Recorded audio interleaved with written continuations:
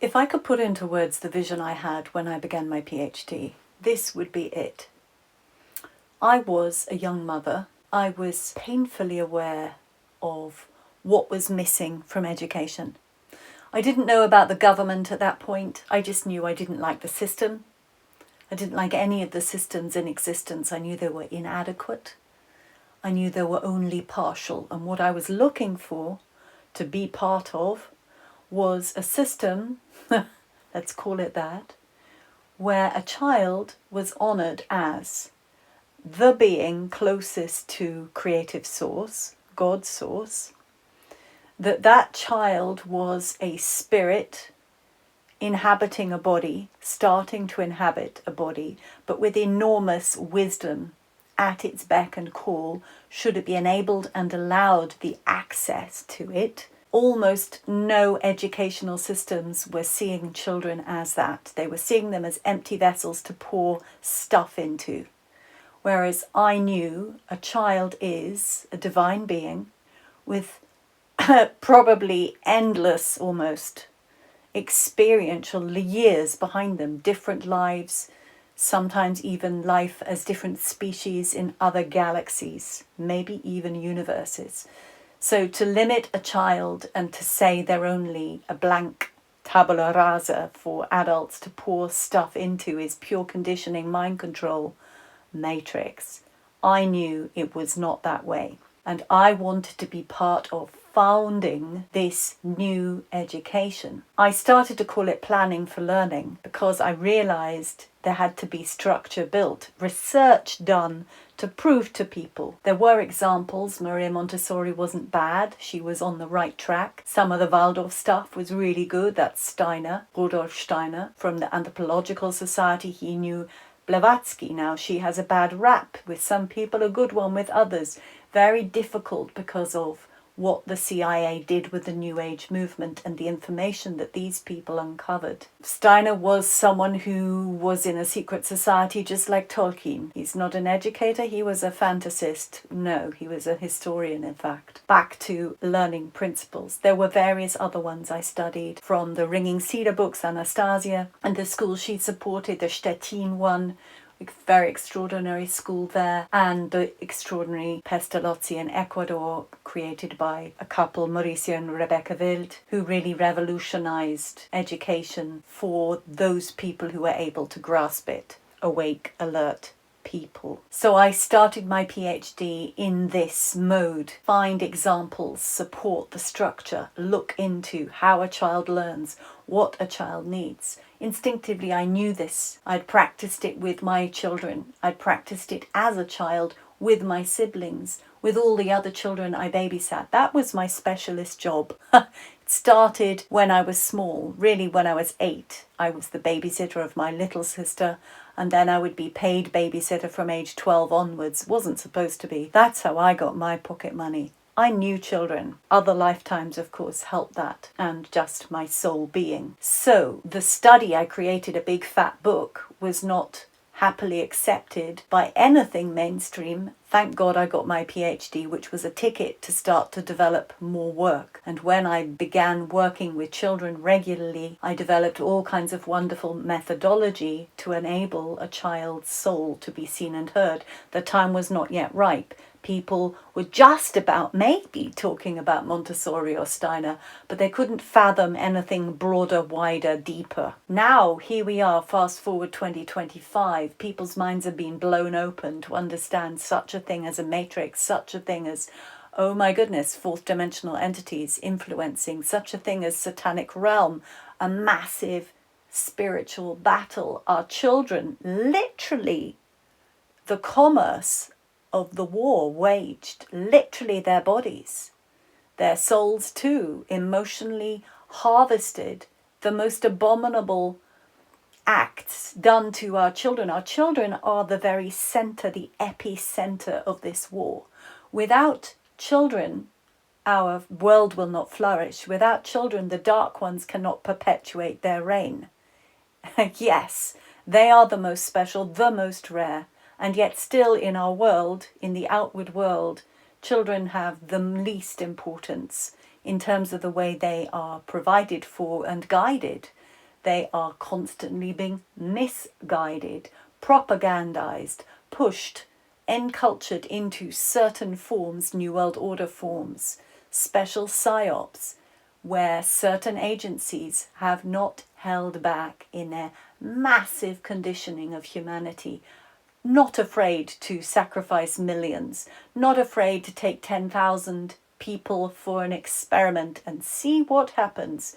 And of course, the last such major experiment we had was the scamdemic, with all its various levels. And now, of course, we are starting to be able to put something else in place. We must have new awarenesses and systems in place. In the United States, something extraordinary is happening. The educational department disbanded. That means each state must come up with its own supply. Another thing to that, the same amount of money going to each child in a class in a school will be going to parents if they wish to homeschool their child. This is revolutionary. This is the way to create new places, new ways of educating our children. And the idea is not to stuff stuff in them, but to provide them with the environment which is rich, diverse, and has good enough boundaries. That's proper adults who have some backbone to them to be able to enable a child to discover who and what their soul is and to start to unfold who they truly are in their quest for knowledge through experimental play. It is that brilliant, beautiful, basic, and completely different from the way we have been taught and the way we have practiced. If you want to work with children, you cannot be anything other than authentic. You must be authentic. Your word must matter. If you cannot hold your word, you must know how to discuss, to ask for forgiveness, to apologize, and to reconvene the deal. Yes, the art of the deal. In every single communication with a child, you must be upfront. If you are manipulative, you get that back. You teach them from every word that comes from your mouth, every thought, every feeling.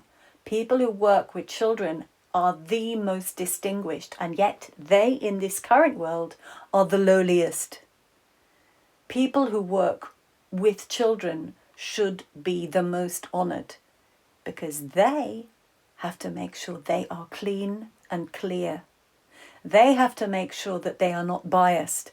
They have to make sure they have a true ability to listen, to communicate, to hold, to provide for, to bring forth, to explore. If they do not know, they must go to find out.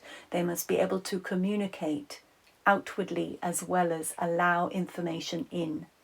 Very brilliant minds are needed to work with children. Big hearts. It is the most difficult job, and hilariously, yes, has been the most devalued. But that's the old paradigm, pumping in lies to our children, endless levels of lies. And now is the time to reform. This is our opportunity. So from planning for learning, my PhD, to the speaking house is the term I used, and it is the name I wanted for the schools. I want places people can come to, stay for 3 weeks, absorb, experiment, and take the ideas that they experience home with them and go running with them, build their own places in their villages, in their towns, in their cities, in their homes, for children to be able to express and expand and experience who they truly are and learn what the world is and how it works. all of this information that we are starting to regain. We're excited to get our true history. That is only slightly emerging. It will be coming fuller and fuller.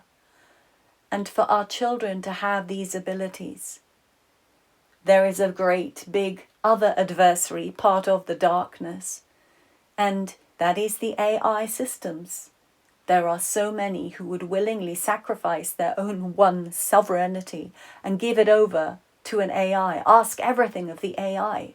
Say it's a divine being. No, we must learn to find that within ourselves. Otherwise we lose once more everything underneath that system, a new system.